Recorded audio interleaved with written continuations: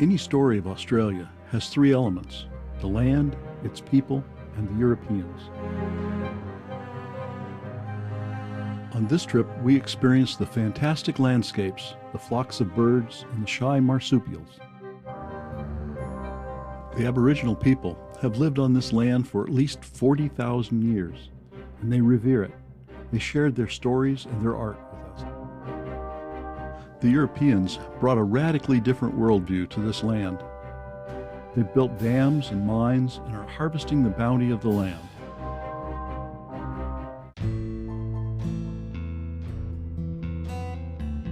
After a long plane ride from Seattle, we're in Darwin, the capital of Northern Territory, ready to begin the adventure. Darwin is a city of 142,000 people. Unfortunately, Cyclone Francis is setting offshore and delivering rain and record cold weather. The rain's gotten worse overnight and visibility is limited. No flying today. Instead, we spend some time in the Museum and Art Gallery of the Northern Territory. There's a nice natural history section. Unfortunately, the Aboriginal collection is being renovated. But the art gallery provided insight on how traditional stories are being interpreted in contemporary art. The collection of boats was most interesting. This is the last pearl lugger working in Darwin. We'll learn more about pearling in Broome, we're told. Most of the rest of the collection are from Indonesia. The top end of Australia is not very far from Indonesia, so it makes sense. Then we learn that the Mackensen fishermen from Sulawesi made contact with the Aborigines around 1720, 50 years before Captain Cook claimed Australia for Great Britain. In the afternoon, we learned about the Battle of Darwin. On February 19, 1942, 188 Japanese planes from 4 aircraft carriers attacked Darwin. These same forces had attacked Pearl Harbor 6 weeks earlier. The harbor was full of Allied ships, including the destroyer USS Peary, which was sunk by Japanese dive bombers with a loss of 88 U.S. Navy personnel. The attack destroyed 20 military aircraft, 8 ships at anchor were sunk, and most of the military facilities in Darwin were destroyed. The evening paper made the weather sound much worse than it was, but a new record low for the month of April was set, 66 degrees Fahrenheit. It looks like we're going to be flying to Arnhemland this morning. One modification to the plan: the larger planes will have to fly to Jabiru. The Mount Borrowdale airstrip is saturated and the heavier planes will get stuck. We're lucky we get on one of the small planes that are flying directly to Mount Borrowdale airstrip, and then will drop us off and fly to Jabiru to pick up the people there. This is what it looks like on a map. Arnhemland is over 13,000 square miles. That's bigger than the state of Maryland. Arnhemland is an Aboriginal reserve, and it's best known for its isolation, the art of its people, and the strong traditions of its indigenous population. On approach to Mount Borrowdale airstrip, the guides from Davidson's are here to meet us. We waste no time checking into Davidson's Arnhemland Safari Lodge. We lost a day in Darwin due to weather, so we drop our bags and head out for the outback.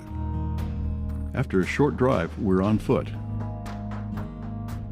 The flat terrain is dotted with sandstone outcroppings.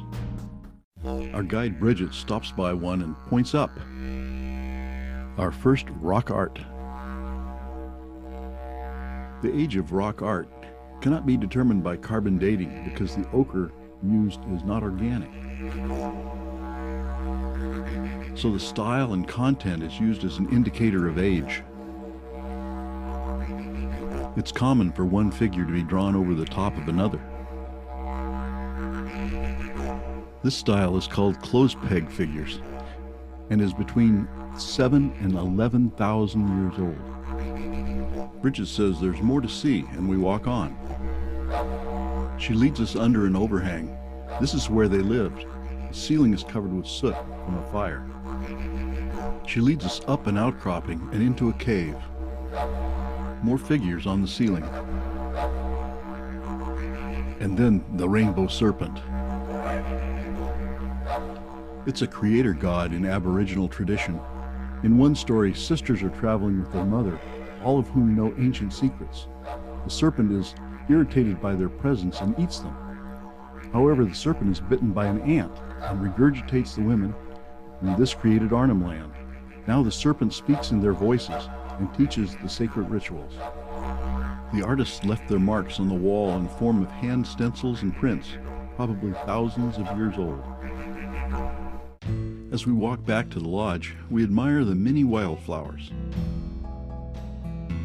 We settle into our cabin and get cleaned up for dinner. After breakfast, we're off to explore the billabong. Because of the heavy rains during the wet season, the billabong has flooded the neighboring forest and grassland.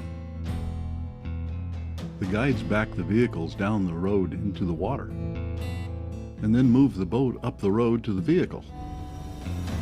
And then we board the boat. We cruise through the flooded forest looking for birds.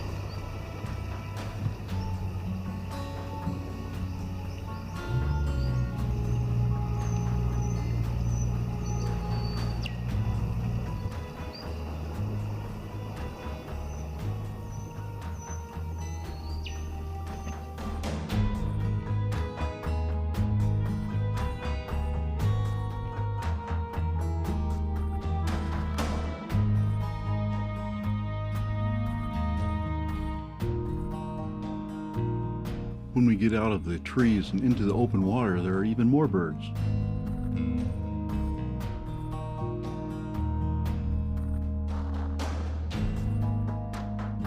The wallabies are shy and hard to spot.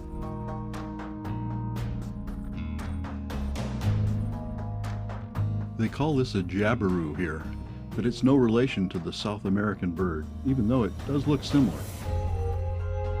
Time to get off the boat and explore some more. The water is so high, the billabong looks more like a sea. The water also brings the flowers.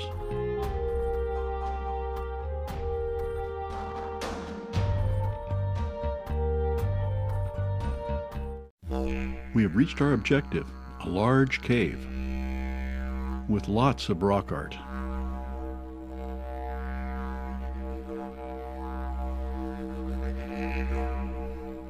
The style is different from what we've seen before. These are less than 6,000 years old. And over the top of older paint is a ship. This is from the contact period, about 300 years ago.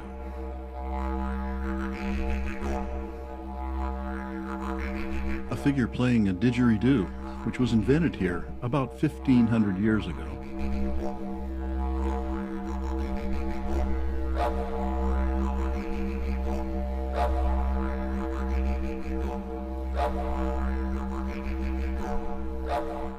Back to the boats on the billabong, and back to the lodge for lunch, and a few more birds along the way.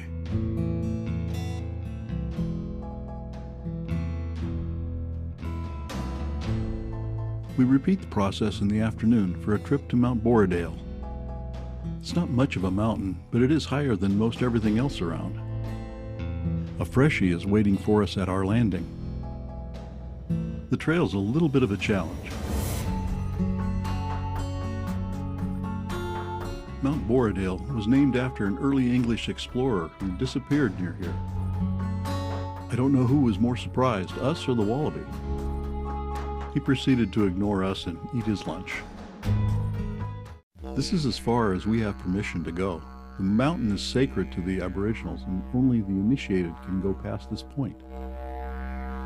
More interesting rock art. The style is similar to the cave this morning.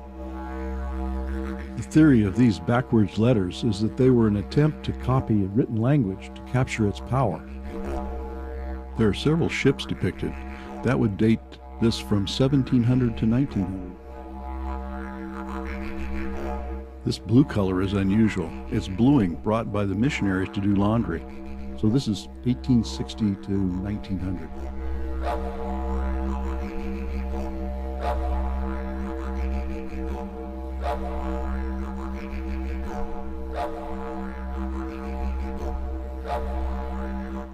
Now back to the lodge for dinner and to pack up. Our truncated visit here was very interesting, and there's so much more to learn about rock art.